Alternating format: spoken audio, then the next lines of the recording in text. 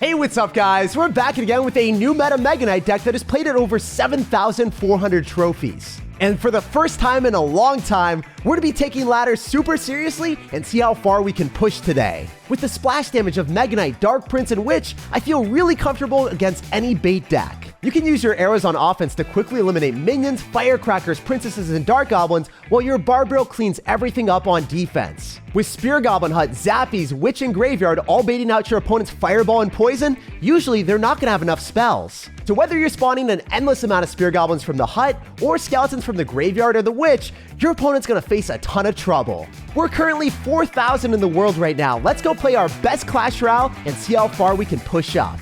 I upload daily videos on the channel, so make sure to subscribe so you never miss out. A whole lot of love to everyone that's using creator code SirTag to support the channel. All right, we got a game against El Professor, the Golden Wing. All right, dude, are you going to be flying high in the sky with Lava Hound or something? Or are you going to be an annoying mosquito or insect that's like flying with annoying cards at all points? Okay, yeah, you're going to be more of a mosquito type person with a Hog Rider Giant Skeleton. This is one of those decks that you've probably played against it a lot. And you know that they're going to end up having Earthquake, or they could have Lightning if they're very aggressive. But yeah, most of the time, Earthquake is going to be annoying for your spawners. But if the Earthquake is baited out with the Spear Goblin Hut, you can go in for a Graveyard and get absurd value. Giant Skeleton's out of cycle, so I don't think he has a good answer to this. I didn't want to allow him to go in for Skeletons plus Fire Spirit and activate King Tower, so I wanted to support my Mega Knight there. That's one thing to just keep in mind. Did so much damage because he messed that up. Dude, we're 3,000 in the world, and he just botched a King Tower activation, or even stopping the Mega Knight from jumping because he went so aggressive at the start. If people go for Hog Riders and Giant Skeletons, or they go in for like, you know, maybe a Minion Horde plus Hog Rider or Lumberjack plus Balloon, and you're running a deck like ours, you punish opponents instantaneously for their terrible mistakes. And that's the reason why I like this deck so much, especially on ladder where people play so aggressive. It's one of the best defensive decks to throw it back at them and be like, hey, you got to really seriously reevaluate the way that you're playing this game. Okay, so Archer Queen is pretty obnoxious. Even though it's a level 13 card, it is very, very good. I think that if you guys are wanting to sub out your Archer Queens, you can run Musketeers instead. But level 13 Archer Queen is still worth playing, in my opinion. As you can see, this guy is having pretty good success with it. Not particularly in this game, but, you know, being 3,000 in the world with this deck is obviously having a good time. Okay, so we can go in for a Mega Knight in the back, and then go in the same side as the Giant Skeleton. If he decides to go for the Earthquake, as we said before, now he has no good answer to the Graveyard, so that's kind of what we're vibing with. Also, it's really satisfying to see the Mega Knight jump a bit faster now, so even though the Mega Knight is going to be able to jump onto the Giant Skeleton, we are going to be able to splash onto the Hog Rider too with that, so that was pretty cool. The main thing for me is, like, even if you've got two tanks rolling through in the right-hand side and you can't Graveyard on the right, you can go in for the Barbarian Barrel and have that tank for the Graveyard if you time it correctly. So it looked like the Barbarian Barrel was tanky, but I guess I didn't get down fast enough, unfortunately. Okay, so we're going to go in for a Goblin Hut again on the other side. He'll probably Earthquake this. If it goes in for a Hog Rider, it gets pulled, so it's fine. As you guys can see, it's going to be a really good trade for us because we're able to shut that down. The Spear Goblins go on the other side, so then even though the Witch didn't give us a hit there, it didn't matter. We full countered the Hog Rider and the Earthquake, which was a 7 elixir investment overall from our opponent for only 5 elixir with the Goblin Hut. So the Goblin Hut is a really good counter to a Hog Rider Earthquake player if the Spear Goblins are going on the opposite side of where the Earthquake is coming down. Just wanted to make sure that that was like highlighted there because a lot of people don't necessarily realize that. Guy's going to go for an Earthquake. Incredibly easy win. Let's bounce on the next one and let's keep climbing up those trophies. Man, that guy must have been so sad having the Hog Rider get zapped down by the Zappy, so it literally couldn't even move towards the Goblin Hut. We're chilling at 3,500 in the world. All right, so jumping into this one, you guys already know the deal. We kind of want to play defensive with this deck and wait for our opportunities to succeed. Usually opponents will spam into a Spear Goblin Hut or poison it or fireball it, and then you'll be like, hey, do you not have your poison anymore for the Graveyard? That's kind of what we vibe with. Also, another thing that I love about the deck is because you've got double small spells, you can liberally cycle your arrows and not care, and then use your Barbarian Barrel on defense against all the Goblin Barrels. So you guys will notice that as we start to play this game a little bit more. It's likely going to be a log bait matchup. The Witch is able to snipe the Princess. Doing that interaction gave me a really good trade because the Spear Goblins are going to be able to chip at the tower for like 300, 400 damage. And he can't go in for a Goblin Barrel because we've got Barb Barrel. So it's an interesting position for this guy to be in because every single time that we're able to Barbarian Barrel here, we should be able to shut it down. He did drop it slightly off to the side, so I missed one of the Goblins. Well played to him. The other thing that I love about our deck is if we're running a deck that people don't really understand, maybe they're thinking it's Royal Hogs or something, and then they go for their Goblin Gang, which is the best answer in our entire deck for the Graveyard. The Goblin Gang's out of cycle, they're going to have no other bait cards, so they could go for a Valkyrie, but The Valkyrie also has to stop the Dark Prince as well. So the Dark Prince could charge onto the tower, and that will give me a lot of damage. Let's go. It worked out. Yeah, that's exactly what we were hoping for. I think it's better for me to go for a Witch because it's going to spawn skeletons to distract, and then I can use arrows. A lot of people don't expect arrows in this deck, so I'm going to whip them out now, and we're going to get a lot of value. So the Goblins are able to put in some bit of work on the right-hand side, but as you can see, we're currently up 800 damage with also a matchup advantage. If we can scale this into the late game and make sure that we don't get rocket cycled, then we're going to be in a winning position. Another thing that I'm going to do is I'm going to try to go for Goblin Huts a little bit lower. So once he goes in for Princesses and stuff, it can't snipe and hit my Goblin Hut. If you drop it here, most of the time they'll Princess in the middle and they'll be able to snipe it. So just something to keep in mind if you guys don't do that already. I'm going to try to use Barbed Barrel mostly on defense against the Goblin Barrel because it's going to be a cheaper elixir investment to counter the Goblin Barrel, and then the arrows can snipe the Princess on my opponent's side of the map. That's just another thing that has helped me out quite a bit. So I'm going to go in for a Dark Prince. I'm going to slow roll that in the back and wait for the Inferno Tower to fall. That is definitely off to the right-hand side, so we're not going to mess around with that too much. Even if you get chip damage on the other side, it's not going to matter because I'm just trying to bait out like Goblin Gangs or Valkyries that you can't drop. If you're dropping that, then, I mean, how are you expecting to stop this Mega Knight spam? Okay, so really good arrows value for us if he drops anything else, like if he drops a Goblin Gang or something. It doesn't look like that's going to be his play so far, so I'll go in for a Graveyard with the Mega Knight tanking, and he's going to go Goblin Gang on defense, and I'll arrows that. So notice how I was just holding the arrows, waiting for the Goblin Gang to be in cycle, and knowing that it was his only card. Super important if you want to be more successful this type of deck. You got to make sure that you understand your opponent's card cycle and know what their answers are, so then you can be prepared for a faster counter. That's off to the left-hand side. He's always trying to switch it up, so then maybe he's like, oh, he went for the Barbarian Barrel so many times on the outside. Now I'm going to go inside and try to screw Jake over. And, you know, we're not going to fall for those shenanigans, man. We're not going to fall for those trap cards. I can arrows on the Princess as well if I need to. Ooh, okay. One of the skeletons pulled. I felt like a little bit of a monkey saying ooh, and like hoping that it would work. Really nice Mega Knight value, I think. So I'm going to go and take that instead because I'm able to get better counter pressure here. I can arrow on the Princess, but I'll have to wait and see if that's going to be our best trade possible. Yeah, I'm going to Graveyard here, and then I'm going to arrow on the Princess and also hit the Inferno Tower and some of the Goblins as well. So that worked out super well. I'll take that trade. We get some ship damage with the arrows, and we're in a good position walking forward in this game. He's going to go Goblin Barrel, so I try to make a prediction. It didn't necessarily work out. I was hoping that the... oh, it did. I hit every single one of them. I was hoping that the Dark Prince would charge because that's always going to be a better trade for you. It's just being able to guarantee that you eliminate all the Goblins, and worked out a lot better than we thought. Okay, so I'm going to slow roll Mega Knight. He could rocket this, and it's okay if that happens. I can also Barbarian Barrel on the Princess to finish it off a little bit easier. If it doesn't walk up, my Witch should be able to snipe it as well, so see what we can do here. The Inferno Tower doesn't end up hitting that, so I can do that. And then I think that's directly on my tower, so we'll just go in for that there. Okay, so the arrows need to come down on the Princess, otherwise we're going to have problems. Please, Mega Knight, jump on the tower. Let's go, baby. That's what I'm talking about.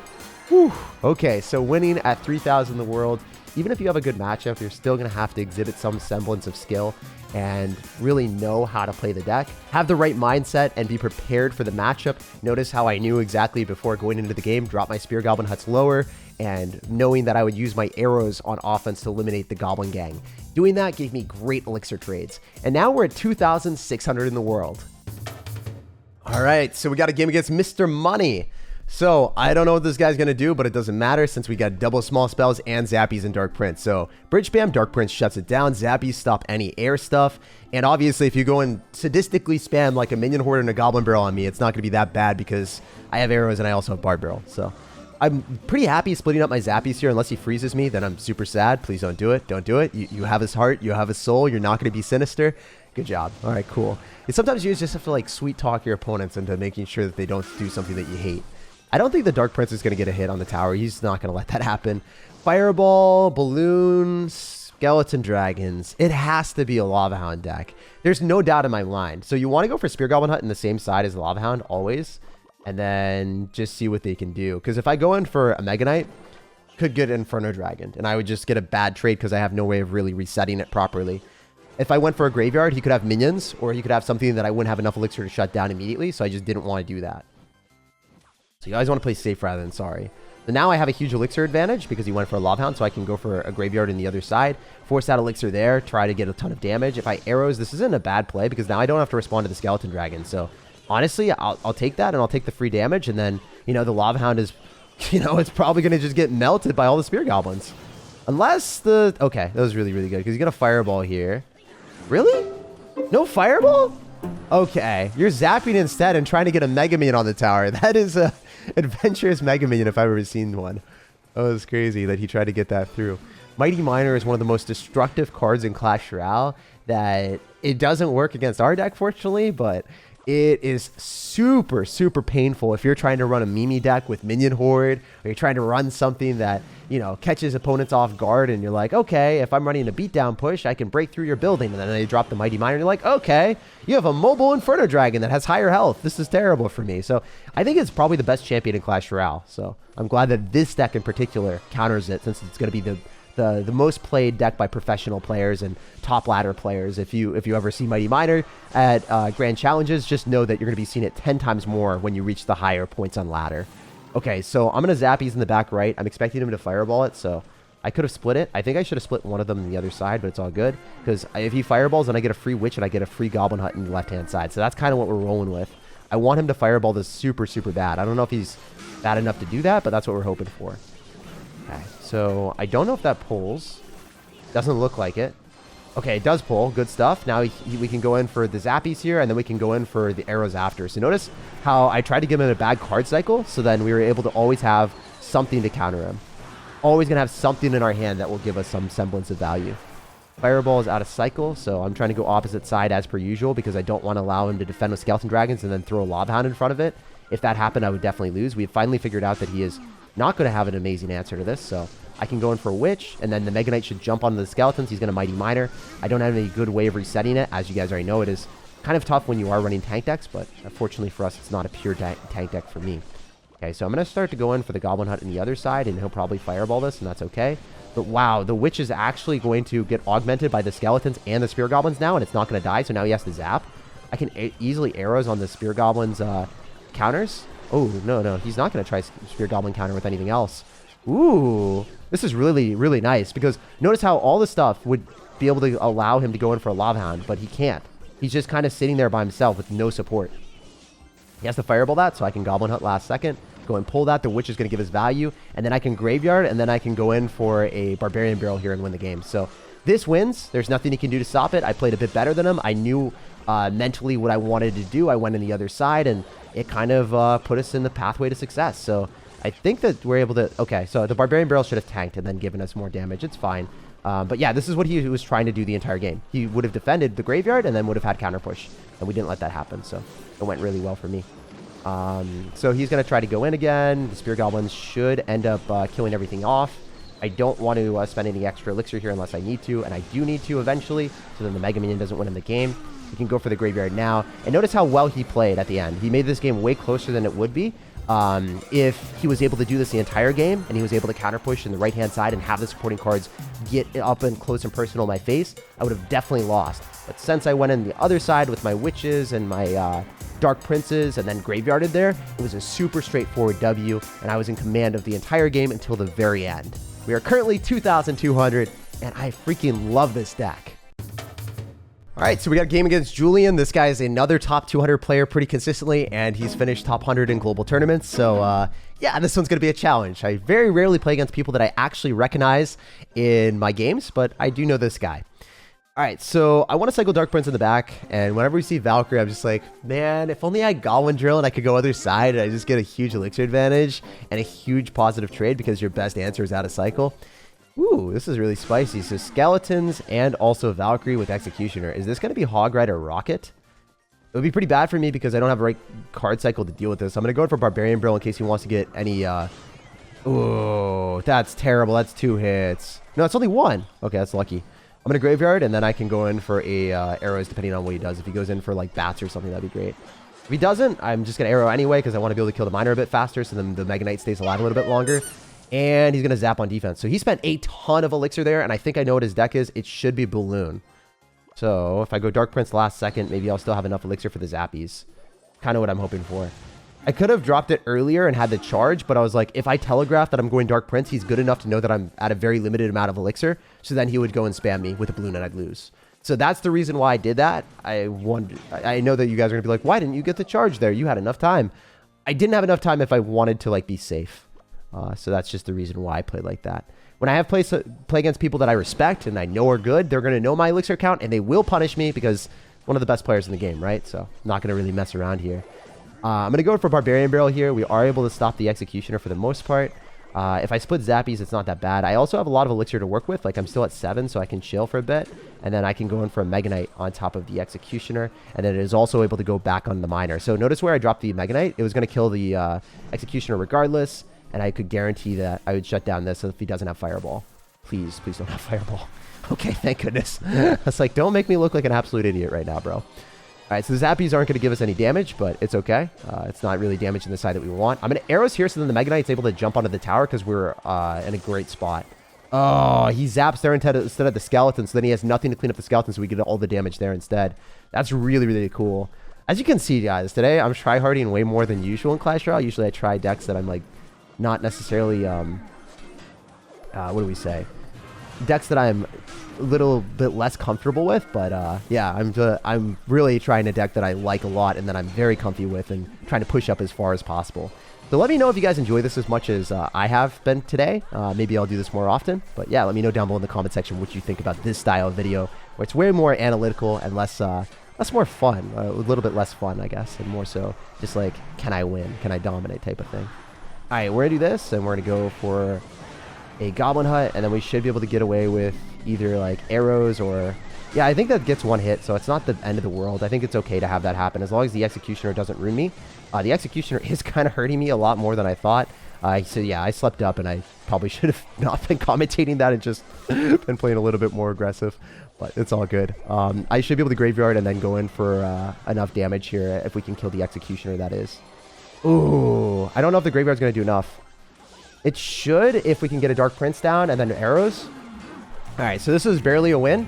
It was very, very close, and I kind of stuttered and slipped up there when I should have dropped the Bard Barrel a bit faster and then dropped the Spear Goblin Hut. And unfortunately, the Executioner locked onto my tower there. But as you can see, if you focus up and you play your best with this deck, you get a lot of great matchups. If your opponent doesn't have Fireball and you have Zappies, it's near impossible for them to break through. So we're currently 1,800 in the world, and I gotta say, this is one of the best decks that I've played on ladder. In case you didn't know, Julian is actually one of the best players in Clash Royale. He finished 131 in the world at over 7,700 trophies. Okay, Clash Royale really wants to tilt me right now, giving me someone massively below us in trophies. So maybe we can keep it up. Maybe we're gonna tilt. We'll have to wait and see. There's a lot riding on this game. Okay. What is Clash Royale doing right now? What is this? Why do you have Elite Barbarian's Rage with the fastest cycle imaginable? Is this like Mugi or something? I'm so confused. This has to be a YouTuber. Okay, so I'm going to go for a graveyard, and we'll see if we can hit bats with our arrows or something and just win the game. Okay, he's going to mirror up Elite Barbarians right into a Witch. Feels pretty good. I think this is a win. I don't see any situation where I lose this one, Chief.